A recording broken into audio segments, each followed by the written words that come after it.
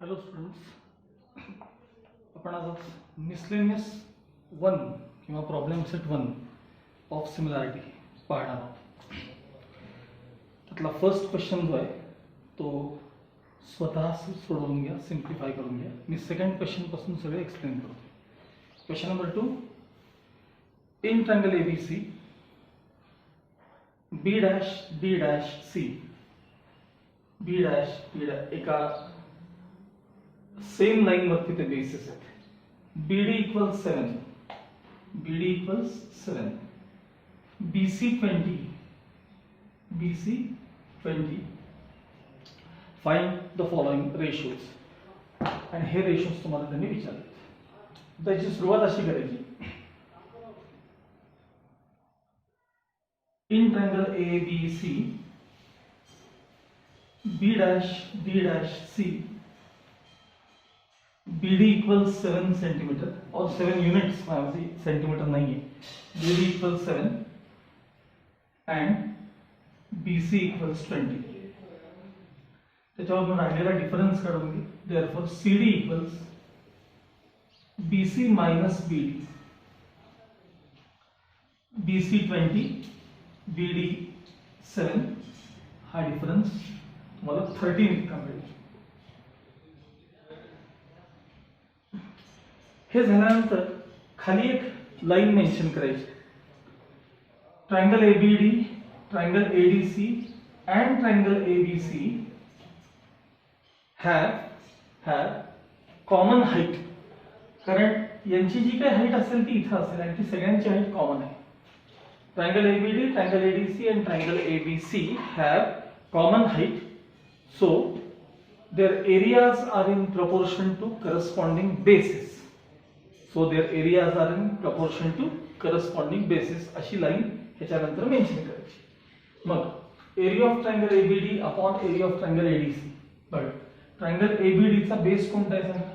तर तो बेस आहे BD अपॉन ट्रायंगल ADC चा बेस कोणता आहे? तर बेस आहे त्याचा CD किंवा DC. मग त्या व्हॅल्यूज रिप्लेस करायच्या. 7 upon 30. Second, area of triangle ABD upon area of triangle ABC. ABD चा बेस कोणता आहे? तर BD हा बेस आहे. Area of triangle ABC, ABC चा बेस कोणता आहे? तर तो BC आहे. इक्वल्स BD 7 आणि BC 20. Now area of triangle ADC, ADC चा बेस कोणता आहे? तर DC किंवा CD upon area of triangle ABC, ABC चा बेस कोणता आहे? तर BC.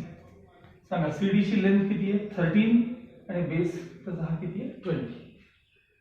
So CD upon BC equals 13 upon 20. या प्रकारे पूर्ण करायचं. लक्षात आलं? Now question 3. प्रॉब्लेम बघा. Ratio of areas of two triangles with equal Heights is 2:3. If the base of smaller triangle is 6 centimeter, then what is the corresponding base of bigger triangle? बघा, शब्द काय बघा. The ratio of areas of two triangles with equal heights is 2:3. दोन ट्रायंगलच्या Heights equal आहेत आणि त्यांच्या एरियाचा ratio तुम्हाला त्यांनी दिलेला आहे. ठीक आहे. Let the areas of two triangles be A1 and A2 with their bases B, B1 and B2 respectively. Let the areas of two triangles be A1 and A2 with their bases be B1 and B2 respectively. आता आपल्याला A1:A2 हा ratio त्यांनी काहीतरी दिलाय. A1:A2 हा ratio दिलाय आपल्याला. 2:3 असा रेशो दिलाय. म्हणजे सरळ सरळ ज्याची एरिया A1 आहे तो ट्रायंगल लहान आहे, ज्याची एरिया A2 आहे तो ट्रायंगल मोठा आहे. त्यानंतर base of smaller triangle is 6 centimetre दिले तुम्हाला. आता स्मॉलर ट्रायंगलचा बेस म्हणजे हा P1. B1 इक्वल्स काय दिलं आपल्याला? 6 सेंटीमीटर दिलेलं आहे. आणि B2 म्हणजे लार्जर ट्रायंगलचा बेस किती असं विचारलेलं आहे. आणि दोन्ही ट्रायंगल्स काय दिलेत तुम्हाला? तर हाइट त्यांची सेम आहे. मग देयरफॉर A1 upon A2 यांचा रेशो बेसेसच्या रेशो इतका असणार. ब्रॅकेटमध्ये म्हणायचं triangles with equal heights, triangles with equal heights, triangles with equal heights. मग A1/A2 रेशो आपल्याला काय दिलाय तर 2/3. एक लहान ट्रायंगलचा बेस 6 आहे आणि मोठ्या ट्रायंगलचा बेस म्हणजे B2 आपल्याला विचारलेला आहे. टर्म ट्रान्सफर करा. So twice B2 is equal to 6 3 18 आणि 2 ने डिवाइड केलं की B2 इक्वल्स 9 सेंटीमीटर. हे झालं की लास्ट लाईन द्यायची. Therefore base of larger triangle is the base of larger triangle is 9 centimetre. Okay. Now question number 4. In the figure 1.73 angle ABC equals angle DCB equals angle DCB equals 90 degree. AD equals 6, DC equals 8. Then find area of triangle ABC upon area of triangle DCB. Triangle ABC आणि triangle DCB च्या एरियाचा ratio आपल्याला विचारलाय. Okay, बरं. Major angle ABC equals major angle DCB equals 90 degree. हे दोन्ही angles आपल्याला 90 degree दिले. त्यानंतर AB ची लेंथ दिली आहे. AB equals 6, AB equals 6 and DC equals 8. आता ट्रायंगल ABC आणि ट्रायंगल DCB यांच्यामध्ये काय सेम आहे सांगा. तर यांच्यामध्ये बेस कॉमन आहे. ठीक आहे. Triangle ABC and triangle DCB have common base BC.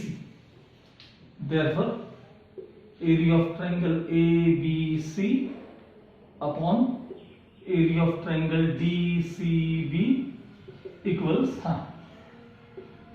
AB height आणि DC.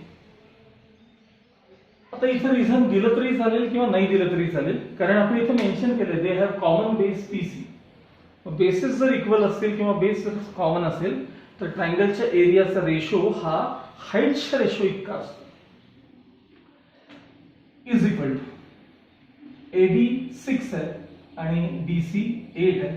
रिड्यूस केल्यानंतर 2 3 6, फायनल आन्सर 3:4. दोन ट्रायंगलच्या एरियाचा रेशो किती असला पाहिजे तर तो 3:4 असला पाहिजे. Now question number 5. In the figure 1.74, PM equals 10.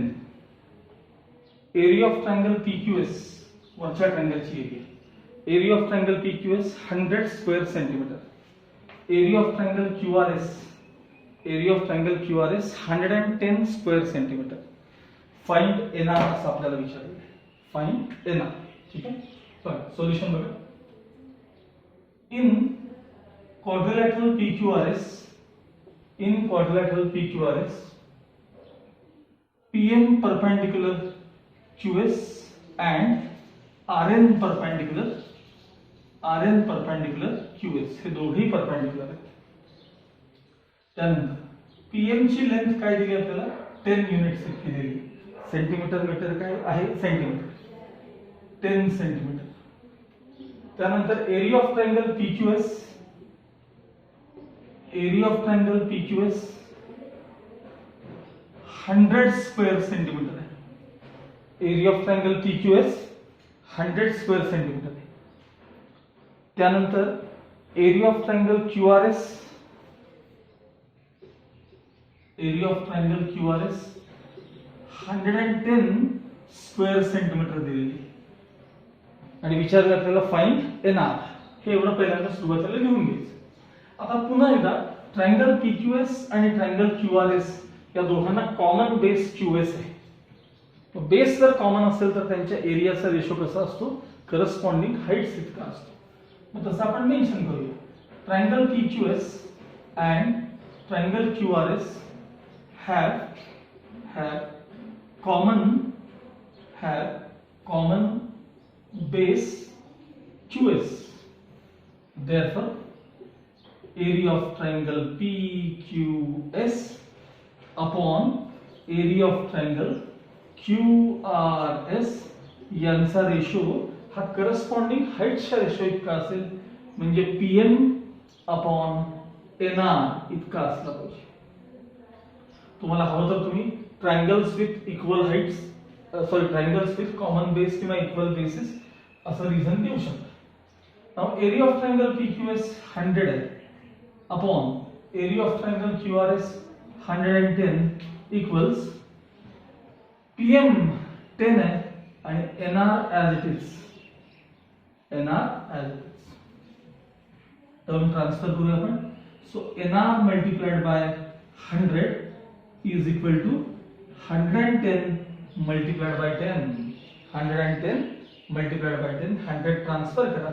So NR equals 110 into 10 upon 100. दोन झिरो कॅन्सल केले. Final answer NR equals 11 centimetre.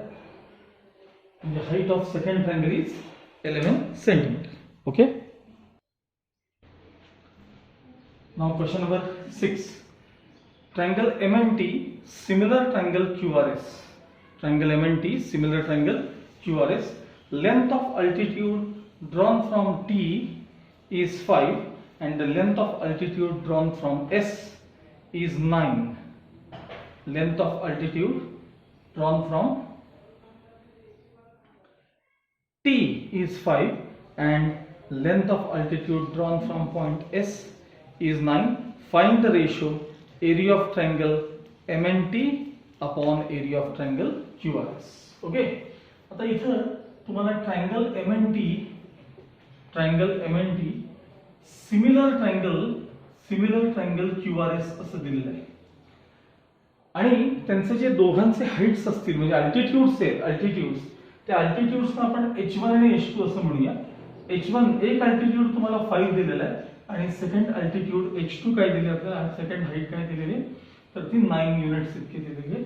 तर find the ratio of area of triangle MNT upon area of triangle QRS. आता तुमच्या समोर जर textbook असेल तर ratio of areas of similar triangles हा थिअरम जरा काढा सगळ्यांनी. Ratio of areas of two similar triangles मिळाला का बघा सगळ्यांना. पेज नंबर 23 वरती तो थिअरम आहे.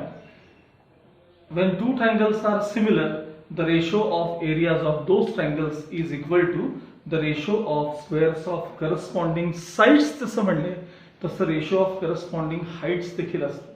त्याच थेरम मध्ये जो मी लिहून दिलाय की नाही त्यामध्ये तो हाईटचा पण रेशो आलाय की नाही एकदा चेक करून बघा. त्यामध्ये तो हाईटचाही रेशो आलाय की ज्याला मी साइड्स मध्ये कन्वर्ट केल्यानंतर. त्यामुळे हा थेरम हा हाईटच्या प्रपोर्शन मध्ये सुद्धा लिहिता येतो, साइडच्या प्रपोर्शन मध्ये लिहिता येतो, मेडियनच्या प्रपोर्शन मध्ये लिहिता येतो, असं सगळ्या प्रपोर्शन मध्ये आपल्याला लिहिता येतो. मग आता तुम्ही स्टेटमेंट कसं लिहितो बघा. Therefore area of triangle MNT upon area of triangle QRS is equal to H square upon H2 square, H1 square upon H2 square. Reason द्यायचं याला theorem on areas of similar triangles.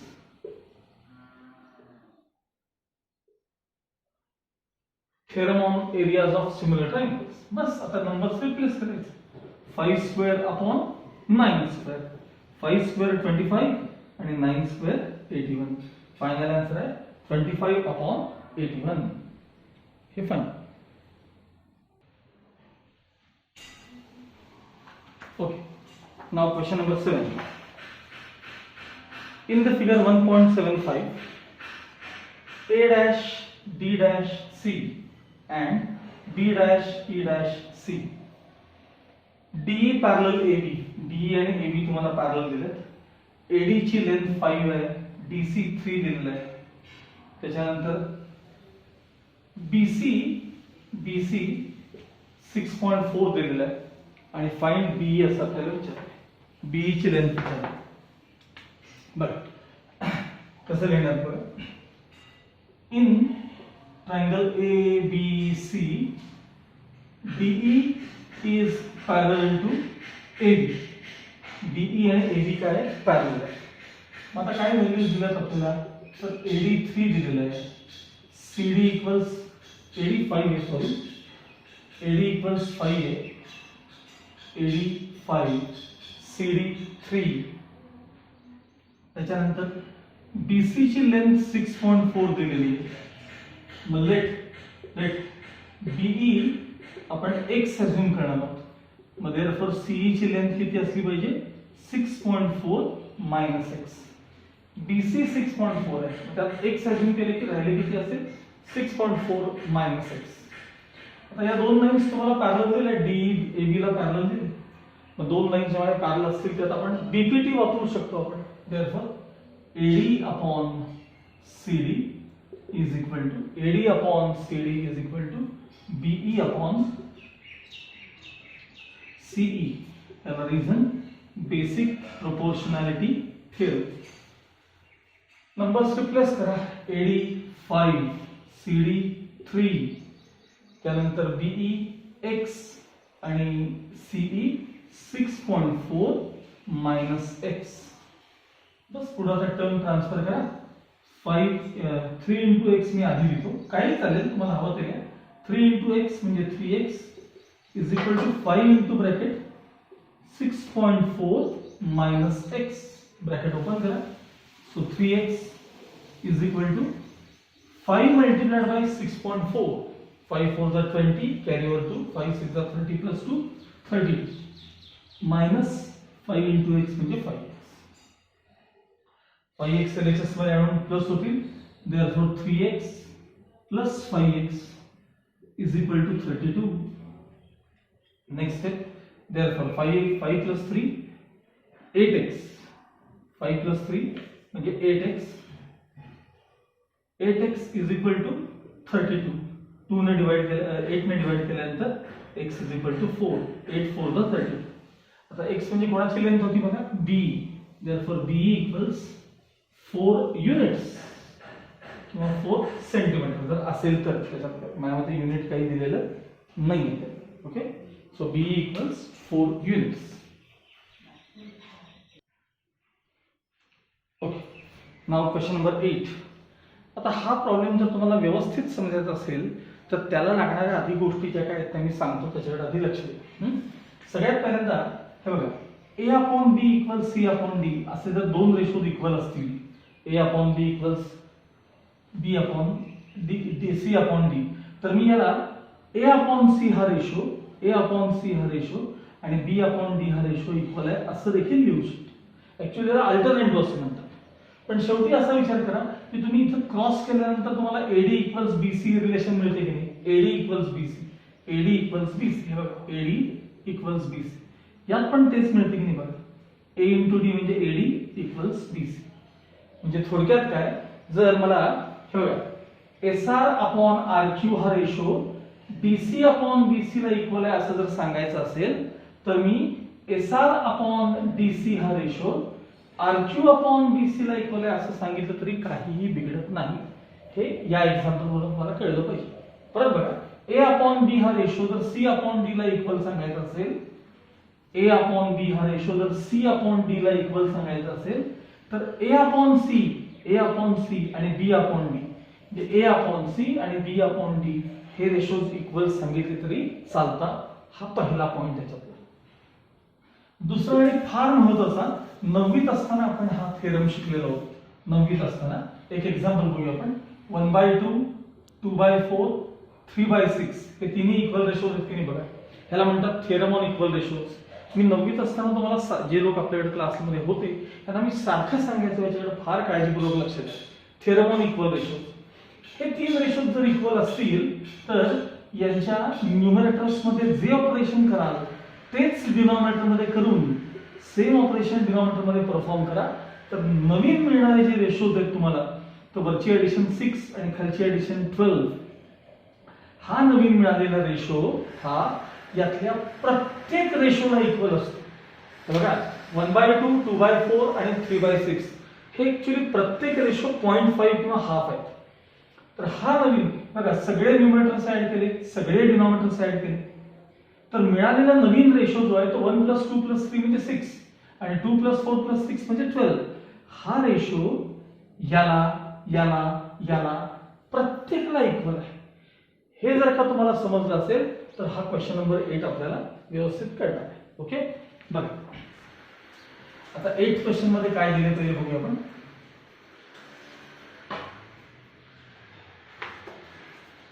In the figure segment PA, QB, RC and SD are perpendicular to line AD. हे सगळे एकाच लाईनला perpendicular आहेत. हे बघा या सगळ्या लाईन्स आहेत त्या एकाच लाईनला परपेंडिक्युलर आहेत. याचा अर्थ या सगळ्या लाईन्स काय सांगा पॅरलल आहेत. पॅरलल एकाच लाईनला सगळे परपेंडिक्युलर असल्यामुळे त्या लाईन्स काय पॅरलल आहेत. AB 60, AB ची लेंथ 60 दिली आहे तुम्हाला. BC 70 दिलेलं आहे. CD 80 आहे आणि PS 280 तर PQ, QR आणि RS च्या लेंथ विचारले. PQ, QR, RS यांच्या तुम्हाला त्यांनी लेंथ विचारलेले आहे. ओके, बघा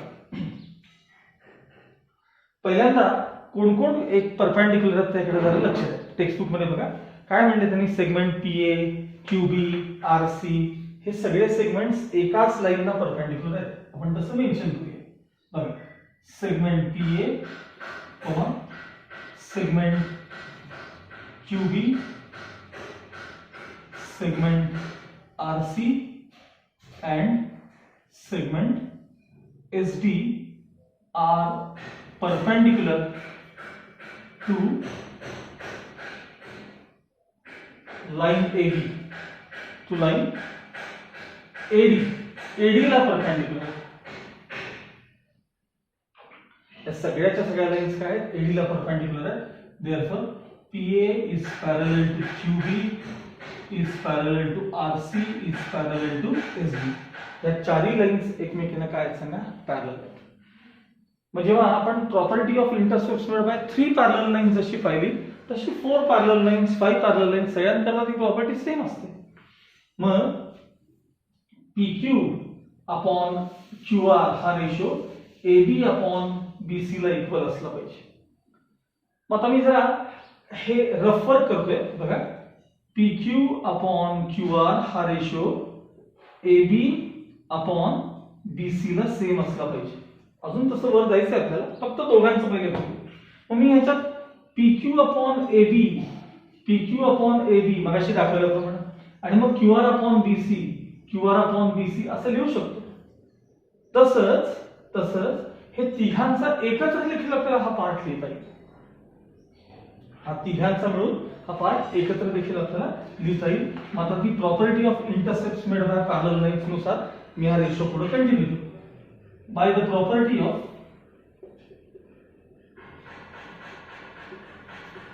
intercepts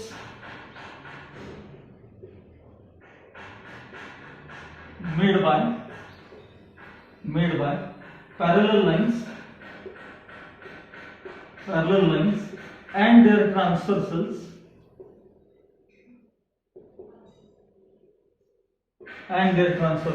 बघा PQ अपॉन AB कसं लिहा उलट लिहा AB अपॉन PQ. तुमचा प्रश्न आहे कसं लिहायचं. हा PQ अपॉन AB हा रेशो QR अपॉन BC हा रेशो आणि RS अपॉन CD हा रेशो. RS अपॉन CD हे तिन्ही रेशोज काय असले पाहिजेत सेम असले पाहिजे. आता तुम्हाला त्यातल्या काही व्हॅल्यूज तुम्हाला दिलेले आहेत. सांग PQ as it is. AB किती आहे बघा. AB टेक्स्टबुक मध्ये AB ची लेंथ आहे माझ्या मते 60 आहे. AB 60. QR as it is. BC 70 आहे आणि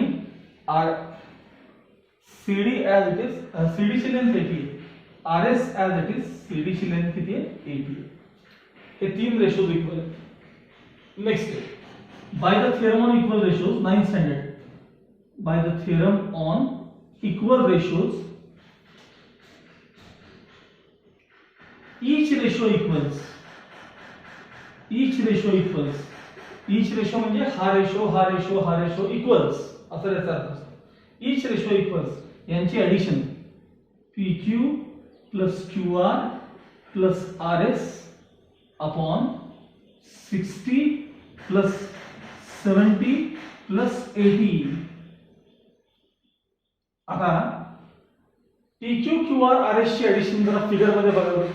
PQ QR RS यांची ऍडिशन आहे SP किंवा PS, SP किंवा PS, आणि या तिघांची जी ऍडिशन आहे ती 210 येते का एकदा चेक करा. 8 plus 7 15 plus 6 20. ओके, 210. आता आपल्याला SP ची लेंथ दिलेली आहे 280 अशी दिलेली आहे. मग SP ला 280 रिप्लेस केले अपॉन 210 ऍज इट इज. यावर तर इथे लिहितो पुन्हा. LHS मध्ये आपल्याला काय सांगा, ईच रेशो आहे, ईच रेशो LHS मध्ये ईच रेशो इक्वल्स, मी पुन्हा रिप्लेस करतो. SP 280 आहे, SP 280 आहे आणि डिनॉमिनेटर आपल्याला ऑलरेडी 210 आहे. therefore each ratio equals 7 4s are 28, 7 3s are 21. म्हणजे थोडक्यात each रेशो ची व्हॅल्यू काय आली सांगा, 4/3. म्हणजे हा रेशो आणि हा रेशो त्या 4/3 ला काय असला पाहिजे, इक्वल असला पाहिजे. मी आता याच्या पुढे कंटिन्यू करतो. each रेशो इक्वल्स 4/3 ही स्टेप कळली का बघा. हा, नाउ each रेशो इक्वल्स 4/3 चा अर्थ काय, तर हा रेशो त्याला इक्वल आहे, हा रेशो त्याला इक्वल आहे आणि हा रेशो देखील त्याला इक्वल आहे. मग अशी मी दाखवलं होतं तुम्हाला. therefore हा PQ upon 60 is equal to 4/3. QR upon 70 equals 4/3. आणि RS upon 80 equals 4/3. बस फक्त आता हे 60 ट्रान्सफर करा, हे 70 ट्रान्सफर करा, तुम्हाला जे काय असेल ते आन्सर त्याचं मिळून जाईल. ठीक आहे.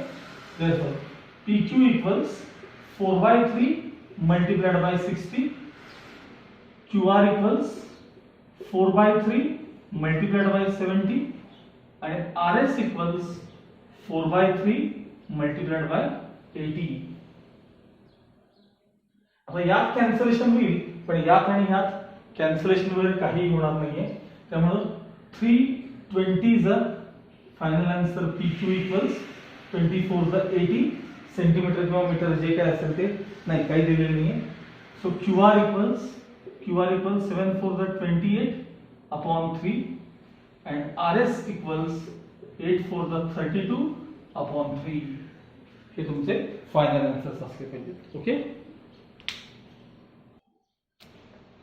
Okay. Now question number 9. In triangle PQR, segment PM is median. मग सेगमेंट PM जर मेडियन असेल तर M हा QR चा काय असतो, मिड पॉइंट असतो. म्हणजे QM आणि MR काय असतात, इक्वल असतात. ओके. आता पुढे काय दिले बघा, angle bisectors of angle PMQ and angle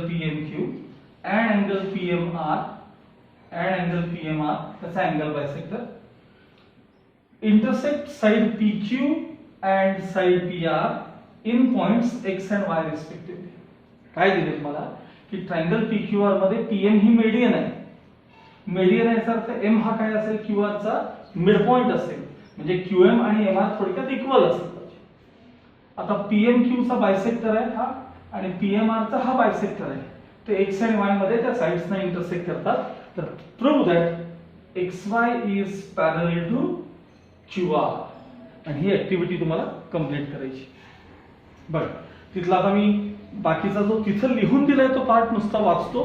fill in the ब्लँक्सचा part जो आहे आपण तो इथं लिहिणार आहोत. हा, complete the proof bye feeling the boxes. First, in triangle PMQ, in triangle इकडचा लेफ्ट साइडचा ट्रायंगल बघा, in triangle PMQ ray mx is the bisector of angle PMQ. Ray mx is the bisector of angle PMQ. मग यात मी angle bisector property वापरतोय. Therefore px upon qx is equal to pm upon qm. Angle bisector property equation 1 किंवा angle bisector theorem. असंच त्या triangle मध्ये in triangle PMR ray my is the bisector of angle PMR. मग त्यामध्ये py upon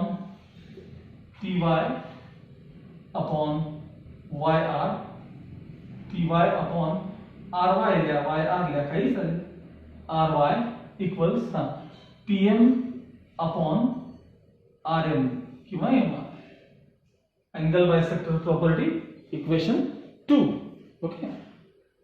आता pm upon mq हा जो ratio आहे, pm अपॉन mq हा रेशो आहे, तो pm अपॉन rm ला इक्वल असला पाहिजे असं त्यांनी लिहून दिले. ते pm च्या ऐवजी तिथे mq लिहिले, काही बिघडत नाही. हे बघा pm अपॉन qm हा रेशो जो आहे तो pm अपॉन rm याला इक्वल असलं पाहिजे. म्हणजे हे दोन्ही RHS सेम असले पाहिजे असं म्हणले. हे बघा pm तर सेम आहेतच. qm आणि rm का सेम आहे? qm आणि rm तर pm काय मेडियन आहे, म्हणजे तो मिड पॉइंट आहे. थोडक्यात 1 and 2 च्या RHS सेम आहेत असं त्यांना तिथे सांगायचंय.